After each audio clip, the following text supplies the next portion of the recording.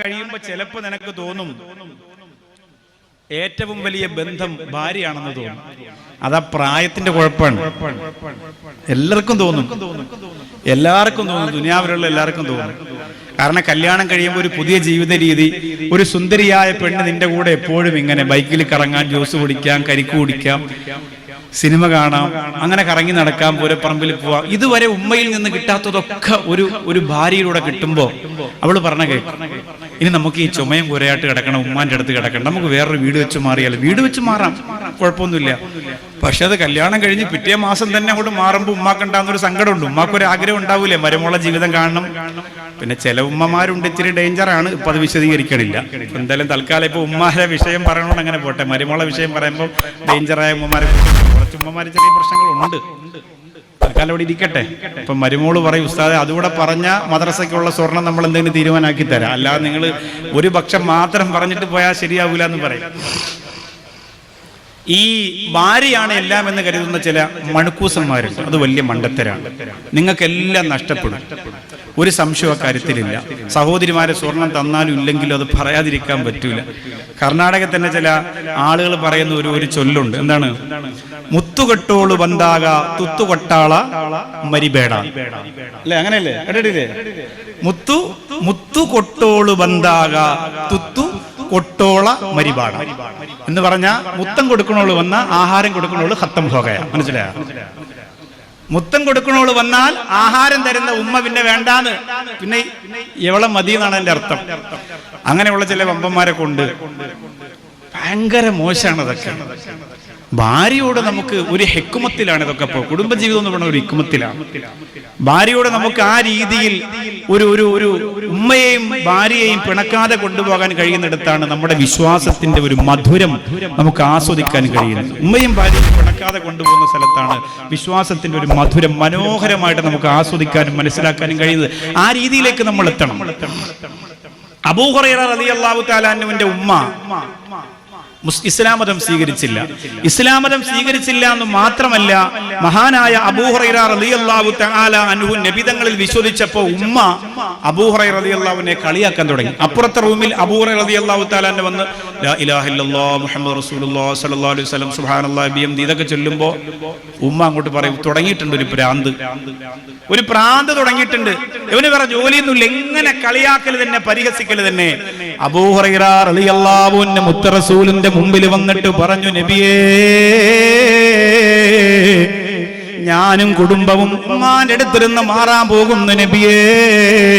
എനിക്ക് ഉമ്മായ നോക്കാൻ പറ്റൂല നബിയേ.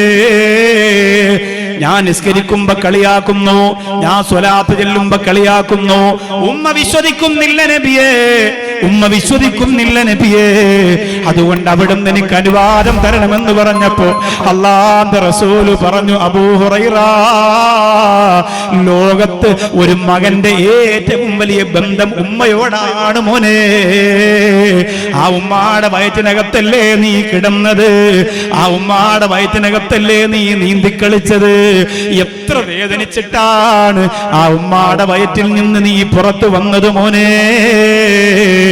അതുകൊണ്ട് ഒരിക്കലും ഉമ്മാന്റെ അടുത്തിരുന്ന് മാറല്ലേ, ഉമ്മാന്റെ കൂടെ തന്നെ നിൽക്കണം. അബൂ ഹുറൈറ, ഉമ്മ പരിഹസിക്കട്ടെ, ഉമ്മ കളിയാക്കട്ടെ, ഉമ്മ കുറ്റപ്പെടുത്തട്ടെ, മോനെ നീ തളരല്ലേ എന്ന് അല്ലാഹുവിന്റെ ഹബീബ് നബി മുഹമ്മദ് മുസ്തഫ സ്വല്ലല്ലാഹു അലൈഹി വസല്ലമ തങ്ങൾ പറഞ്ഞപ്പോ അബൂ ഹുറൈറ റളിയല്ലാഹു തആല അൻഹു മുത്ത് നബി പറഞ്ഞതല്ലേ, അല്ലാഹുവിന്റെ റസൂൽ പറഞ്ഞതല്ലേ, സഹിച്ച് ക്ഷമിച്ചു മടങ്ങി പോവുകയാണ്.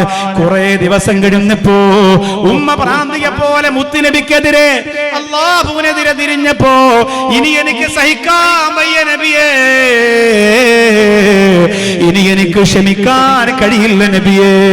ഓടി വരികയാണ് മുത്തുനബി മുഹമ്മദ് മുസ്തഫ സ്വല്ലല്ലാഹു അലൈഹി വസല്ലമ തങ്ങളുടെ മുമ്പിൽ ഓടി വന്നിട്ട് പറഞ്ഞു, നബിയേ, എനിക്ക് പരിഹാരം തരണം നബിയേ. രണ്ടിലൊരു പരിഹാരം കാണിച്ചു തരണം. ഒന്നെങ്കിൽ എന്റെ ഉമ്മ മുസ്ലിമാകണം, അല്ലെങ്കിൽ എന്നെ ഉമ്മാന്റെ അടുത്ത് നിന്ന് മാറ്റി താമസിപ്പിക്കണം നബിയേ. രണ്ടിലേതെങ്കിലും ഒന്ന് എനിക്ക് വേണം. അന്തവും മുൻ അം അബൂ മാറൈനാ ഫീഹിമാ മിസ്ല ഹുസ്നിക ഖത്തു യാ സയ്യിദി ഖൈറൻ നബി അസ്സലാത്തു അലൻ നബി വസ്സലാമു അലർ റസൂൽ അശ്ശഫീഇൽ അബ്തഹി വൽ ഹബീബിൽ അറബി. അല്ലാഹുവിന്റെ റസൂൽ സല്ലല്ലാഹു അലൈഹി വസല്ലമ തങ്ങൾ സങ്കടത്തിലായി. മുത്തുനബി കൈ ഉയർത്തുകയാണ്. അല്ലാഹുമ്മ ഹ്ദി ഉമ്മ അബീ ഹുറൈറ. അല്ലാഹുവിന്റെ റസൂൽ ദുആ ചെയ്യുകയാണ്. അല്ലാഹുമ്മ ഹ്ദി ഉമ്മ അബീ ഹുറൈറ. അല്ലാഹുമ്മ ഹ്ദി ഉമ്മ അബീ ഹുറൈറ. പടച്ചവനെ, എന്റെ അബൂ ഹുറൈറന്റെ ഉമ്മായെ മുസ്ലിമാക്കണേ റബ്ബേ. അല്ലാഹുവിന്റെ റസൂൽ ദുആ ചെയ്തു. മുത്തുനബി പറഞ്ഞു, അബൂ ഹുറൈറ, നിന്റെ ഉമ്മ ഇനി മുസ്ലിമായിക്കോളൂ, നിന്നെ ഇനി ചീത്ത വിളിക്കൂല, നിന്നെ ഇനി വഴക്കു പറയൂല.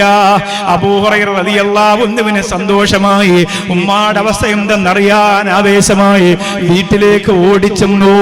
വാതിലടച്ചിരിക്കുകയാ. വാതിൽ മുട്ടിയിട്ട് വാതിൽ തുറക്കുന്നില്ല. ഉമ്മീ ഉമ്മീ. അബൂ ഹുറൈറ റളിയല്ലാഹു അൻഹു വാതിൽ മുട്ടി വിളിച്ചിട്ട് തുറക്കുന്നില്ല. അവസാനം തന്റെ ചെവിയെ വാതിലിലൂടെ അകത്തേക്ക് വെച്ചു നോക്കിയപ്പോ അകത്ത് വെള്ളം വീഴുന്ന ശബ്ദമാണ് മഹാനായ അബൂ ഹുറൈറ റളിയല്ലാഹു അൻഹു കേട്ടത്. അല്ലാഹുവിന്റെ റസൂലേ, എന്റെ ഉമ്മ എന്ത് ചെയ്യുന്നു എന്നറിയില്ല, കുളിക്കുകയായിരിക്കുമെന്ന് കരുതി കാത്തിരുന്നു. വീണ്ടും ഉമ്മ എന്ന് വിളിച്ചപ്പോ അകത്തിരുന്നൊരു മറുപടി വന്നു, മോനെ, ഞാൻ ഉടൻ തന്നെ വാതിൽ തുറക്കാം മോനെ. അബൂ ഹുറൈറ അത്ഭുതപ്പെടുകയാണ്. ആദ്യമായിട്ടാണ് ഞാൻ മുസ്ലിമായതിനു ശേഷം എന്റെ ഉമ്മ എന്നെ മോനെ എന്ന് വിളിക്കുന്നത്. അതുവരെ അങ്ങനെ വിളിച്ചിട്ടില്ല.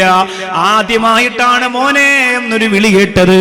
മഹാനായ അബൂ ഹുറൈറ റളിയല്ലാഹു തആല അൻഹു ആ വാതിലിന്റെ മുമ്പിൽ കാത്തിരുന്നു. ഉമ്മ വന്ന് വാതിൽ തുറന്നപ്പോ സാധാരണ ധരിക്കുന്ന വസ്ത്രമല്ല റബ്ബേ, ഇബാദത്തിന് വേണ്ടി സ്ത്രീകൾ ധരിക്കുന്ന വസ്ത്രമാണ് ഉമ്മച്ചി ധരിച്ചിരിക്കുന്നത്. ആ വസ്ത്രം ധരിച്ചിട്ട് പ്രിയപ്പെട്ട ഉമ്മ പുറത്തേക്ക് ഇറങ്ങി വന്നിട്ട്, പൊന്നുമോനെ, ഉമ്മച്ചിയോട് പൊറുക്കടാ എന്ന് പറഞ്ഞിട്ട് അബൂ ഹുറൈറ റളിയല്ലാഹു അൻഹുവിനെ വാരി പുണർന്നിട്ട്, അശ്ഹദു അല്ലാ ഇലാഹ ഇല്ലല്ലാഹ് വഅശ്ഹദു അന്ന മുഹമ്മദർ റസൂലുള്ളാഹ് എന്ന് പറഞ്ഞുകൊണ്ട് പ്രിയപ്പെട്ട ഉമ്മ മുസ്ലിമായെന്ന് ചരിത്രം പറയാണ്. അതാണ് അല്ലാഹുവിന്റെ റസൂൽ ഉമ്മയോട് പിണങ്ങി നിൽക്കാതെ മക്കളെ ചേർത്ത് വെച്ച നബിയേ മുഹമ്മദ് മുസ്തഫ. ഉമ്മയോട് തർക്കിക്കാതെ മാറിപ്പോയ മക്കള് ഉമ്മയോട് ചേർത്ത് വെച്ച നബിയേ മുഹമ്മദ് മുസ്തഫ. ആ മുത്തുനബിയുടെ പൊരുത്തം നിനക്ക് വേണോ അജാവരത്തെ ചെറുപ്പക്കാരാ? ഇവിടെ കിടക്കുന്ന ഔലിയാക്കളുടെ പൊരുത്തം നിനക്ക് വേണോ സുല്ലിയിലെ ചെറുപ്പക്കാരാ? അല്ലാഹുവിന്റെ സ്വർഗം നിനക്ക് വേണോ കർണാടകയിലെ ചെറുപ്പക്കാരാ?